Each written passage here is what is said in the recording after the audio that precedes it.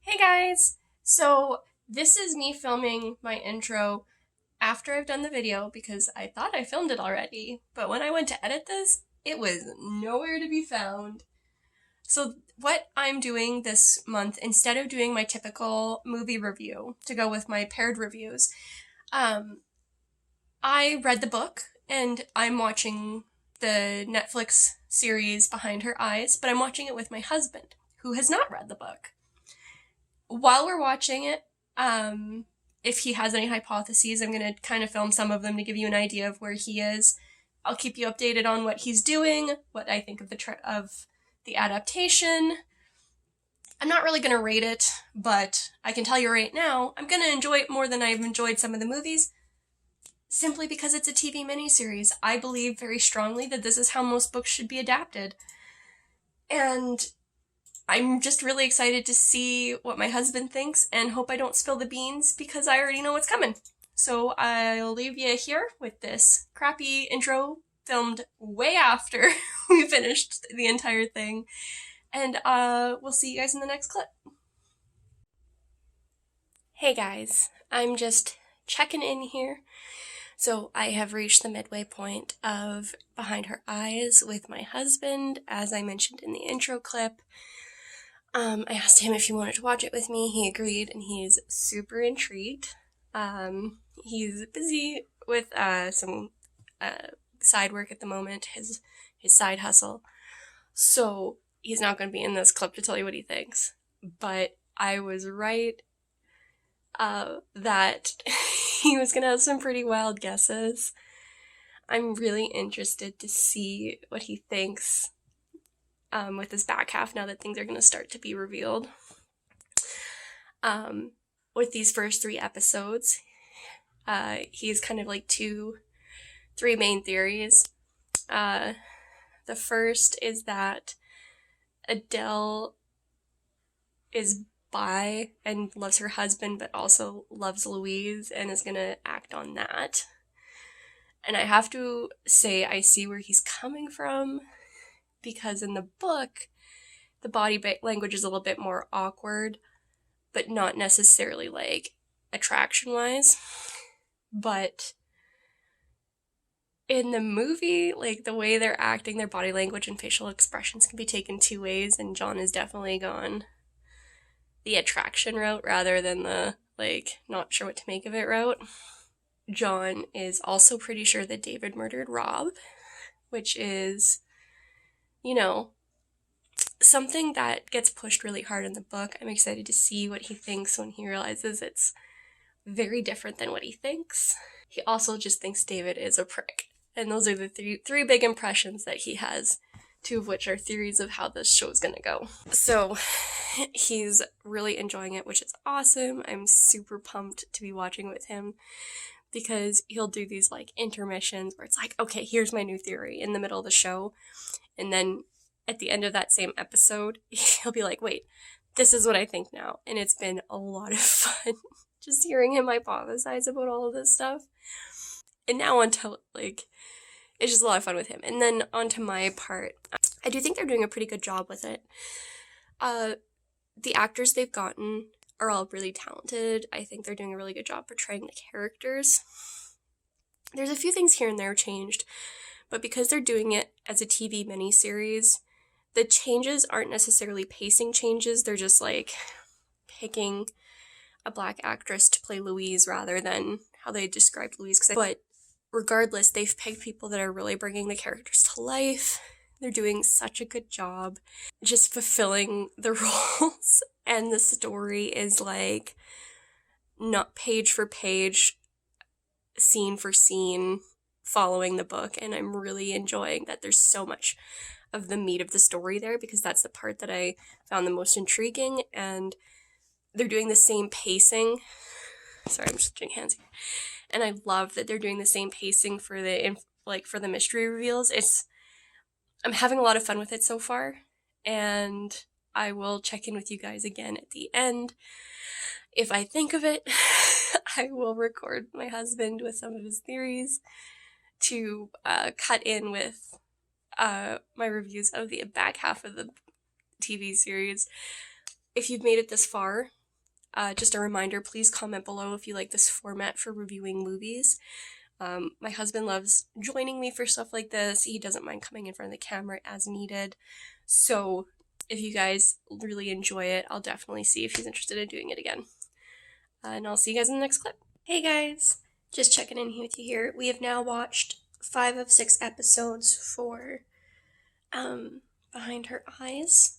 My husband and I are likely going to be watching the final episode tonight.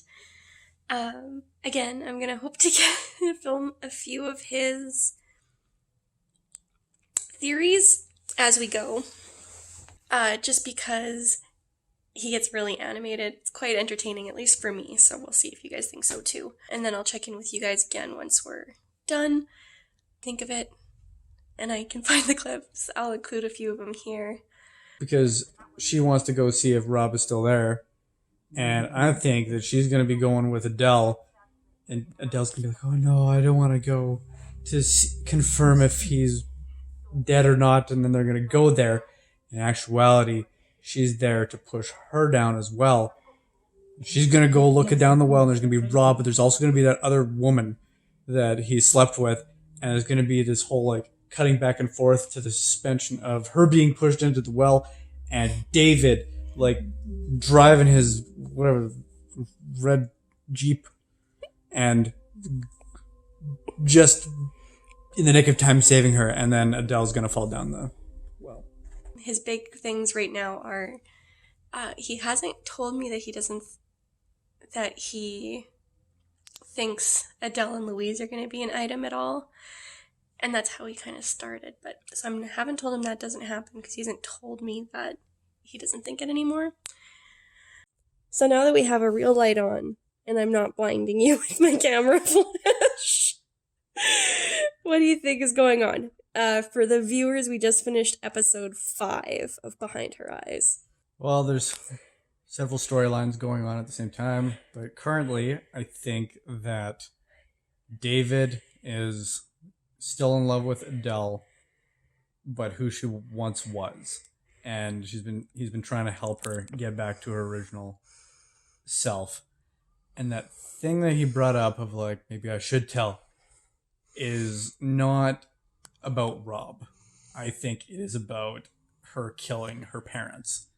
And he still loves her, but he can't bring himself to love her as a monster. That sort of thing. And yeah, I think, did I already talk about the well? No? Not on video. So I think that she was looking up, or she was phoning places she wants to visit the well, or the mansion, the well, and she's gonna get, never mind.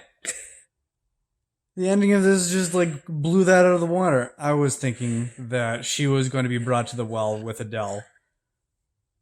Yeah, originally I had thought that Adele and, I don't even know the main character's name. Louise. They were going to go investigate the well. She's going to look down.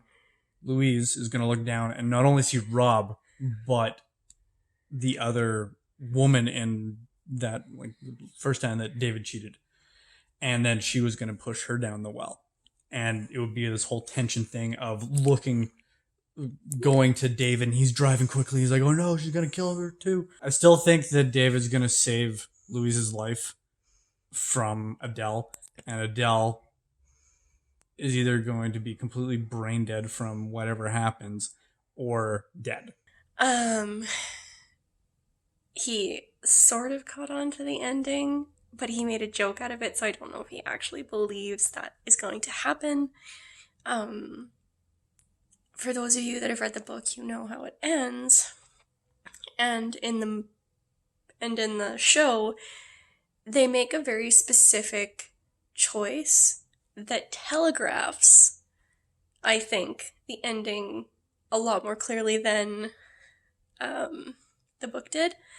I'm going to put a little spoiler warning up here. I mean, I haven't been super spoiler free yet, but I'm going to put a spoiler warning up here. Once it's off screen, you guys will know you can come back. However, the fact that they make it so obvious Rob is in Adele's body, I guess, by using the specific color to denote him. Because as soon as it came up on screen, John's like, "Oh, Adele's pink here. She's blue in the future." And it's like, but he hasn't told me that's actually what he thinks is happening. So we'll have to see. I'm having a lot of fun watching it with him. I'll have to try this again, kind of doing a vlog style review of a TV show that's based on a book. If you guys enjoyed this, please comment below, let me know. If not, that's fine. I mean, next time I do a movie, I'll probably go back to the old format anyways. With that, I will leave you guys here, and I'll check in again once we are free and clear and done with this series. Hey guys, so we just finished Behind Her Eyes. I'll throw in a quick clip here. I'm disappointed in the ending. It was a good twist. I admit that. It just wasn't that satisfying. Just completely. I'm sure that rewatching the series will be way better because or a completely different experience because you're imagining that. I did mention the color of the lights, and did they mention the color of the lights in the book? It's something that was telegraphed more heavily in the show than it was even indicated in the book. You had to be paying a lot closer attention with the book. Yeah, because as long as it was meant to be slightly hinted at or noticed in the book, because if it wasn't, and then that was just a movie choice or like a direction thing, they should have just left it all the same color. Like, that would have made the twist like, oh shit. Like, you find out it's possible to switch bodies and then the revelation rather than me pointing it out. Like, and making a sex joke about it. Yeah. Well, I thought it was something to do with like merging or something like that, but I did notice it, and but it was disappointing. It felt like it trivialized everything before it. That I know that it was supposed to be a twist. And you're like, oh my goodness, it was all him all the time, but it soured the rest of the series for me. Like, I wouldn't watch it again because it's like, what's the point? Like, it was interesting for the sake of being interesting, but I would have been more entertained if there was if you felt like, just desserts, or that David wasn't an idiot and he recognized it in his first love, he's gonna recognize it here, so there better be a sequel. That's my husband's theory, kind of. Not theory, this was really his final impression, and for all his wild theories while we were watching, as you just heard, he was so disappointed. And I don't blame him. Like, in the book, I actually found that they telegraphed it a little bit less. Like, they made it a little bit more work to kind of figure out what was going on at the end. And with the series, although they did a good job with it, like hinting at it, I think they just telegraphed it a little bit too early, so the ending ended up feeling like really anticlimactic. And they changed a few things near the end just for like dramatic tension, which is really unfortunate. As far as adaptations go, it is probably one of the best that I've ever experienced. That being said, it really reinforces to me my whole kind of deep-seated desire to have all books done like this. A limited TV miniseries, I think, is an excellent way to do it. Because you end up with so much material included. You get to keep so much of the atmosphere. You get to keep so much of the character development. To me, it's just like the distillation of the best parts of where a movie has to be the distillation of the best parts, or what somebody interprets to be the best or most important parts. A TV miniseries like this gets to include all of the important information without trying to sideline or streamline characters. And they did do that here, but it just didn't have the same kick as the book. in my personal opinion, as someone, that was going in as somebody who knew the story. But even my husband, who had no clue, felt very similarly.